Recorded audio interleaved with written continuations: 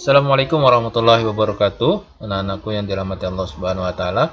Hari ini kita akan melanjutkan kembali pelajaran kita. Pada kesempatan hari ini kita akan membahas tentang operasi hitung campuran pada bilangan bulat. Maksudnya adalah penggunaan beberapa hitungan ya di dalam satu soal. Misalkan dalam soal itu ada penjumlahan, pengurangan, perkalian maupun pembagian dalam satu soal.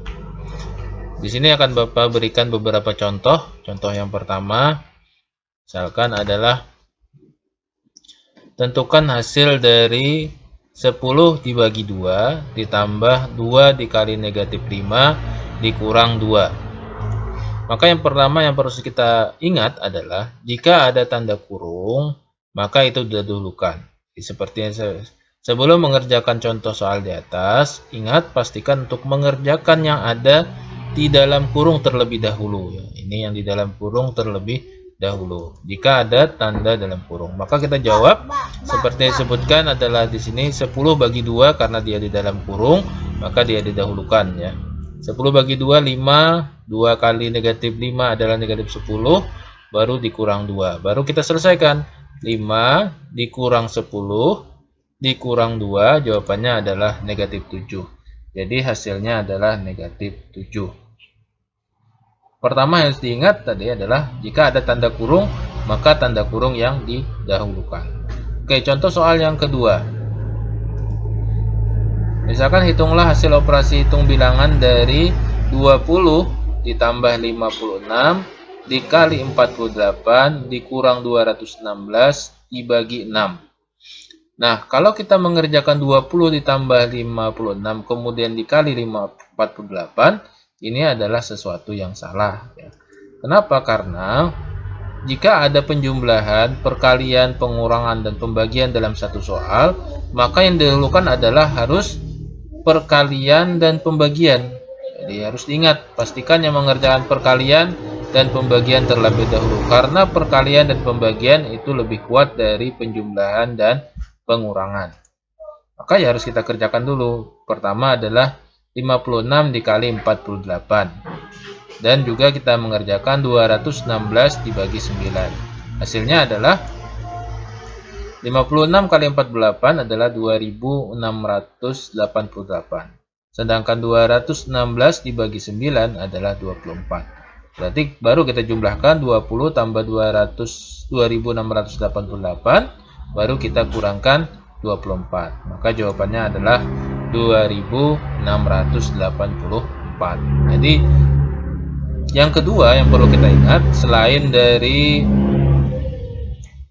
tanda kurung, jika tidak ada tanda kurung, maka yang didahulukan adalah di dalamnya jika ada perkalian dan pembagian, maka itu yang didahulukan.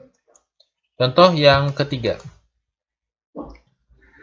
Di sini misalkan ada sama dengan seperti contoh yang kedua, hanya saja pada contoh yang ketiga ini perkalian dan pembagiannya berdekatan ya. Maka harus kita ingat untuk mengerjakan yang didahulukan adalah perkalian dan pembagiannya. Ini perkalian dan pembagiannya. Hanya saja kalau soal seperti ini, maka yang didahulukan adalah yang sebelah kiri. Jadi yang didahulukan adalah 6 kali negatif 72, bukan 7 negatif 72 dibagi 16 ya. Berarti yang didahulukan adalah yang sebelah kiri. Nah, seperti saya katakan, maka wajib untuk mengerjakan pada sebelah kiri, ya ini perkalian dahulu baru ke soal pembagian. Oke, karena yang didahulukan adalah perkalian, jadi 6 dikali negatif 72 terlebih dahulu. Hasilnya adalah negatif 432, baru dikerjakan dengan pembagian, yaitu yang tadi negatif 432 dibagi 16. Baru dapatlah jawabannya negatif 27. Nah, baru selesaikan dari kiri. Negatif 8, nah ini kan negatif pada operasi penjumlahan kemarin, hasilnya jadi positif. Nah, baru negatif 8 tambah 27 dikurang dengan 10, maka jawabannya adalah 9 ya. Nah, kita beri contoh soal campuran yang lain. Ini misalkan 27 tambah 28 dikali 3. Maka yang didahulukan adalah perkalian. Ya, betul ya. Maka 28 dikalikan 3 terlebih dahulu. Baru ditambah dengan 27. 27 tambah 84, jawabannya adalah 111 ya, mengerjakan perkalian didahulukan. Kemudian soal yang kedua, maka di sini karena ada perkalian, kemudian ada penjumlahan, kemudian ada pembagian, maka yang didahulukan adalah perkalian dan pembagiannya. 12 kali 5, 60. 32 bagi negatif 8, negatif 4. Baru setelah mengerjakan perkalian pembagiannya, baru dijumlahkan. Ya, begitu juga dengan soal nomor 3. Dari sini dapat kita simpulkan ya.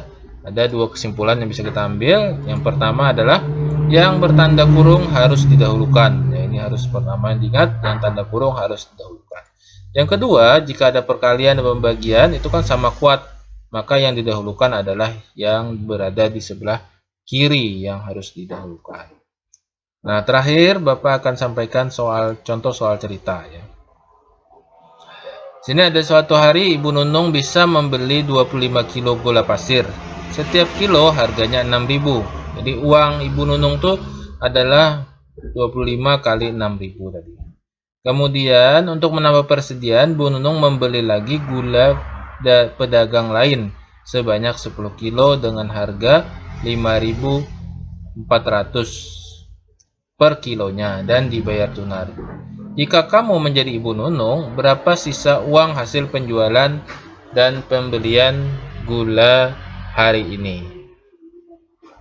Nah, ini kan Ibu Nunung menjual 25 kilo dengan harga 6.000. Kemudian dia membeli lagi 10 kilo dengan harga 5.800. Nah, kira-kira berapa harga uang Ibu Nunung dari hasil penjualan tersebut? Yang pertama harus dilakukan adalah kita bisa membahasakan secara matematikanya. Nah, karena tadi uang Ibu Nunung ya hasil penjualannya 25 kilo, kita cari dulu uang yang hasil penjualannya. Berarti 25 kilo kali 6.000. Nah, kemudian dia membeli gula lagi ke pedagang yang lain 10 kilo dengan harga 5.800 dari uang yang dia jual. Uang yang hasil penjualannya dia kurangkan. Maka hasil matematikanya adalah 25 kali 6.000 dikurang 10.000 kali 5.800. Seperti pada penjelasan sebelumnya, bahwasanya jika ada penjumlahan atau pengurangan dan juga perkalian, maka yang didahulukan adalah perkaliannya.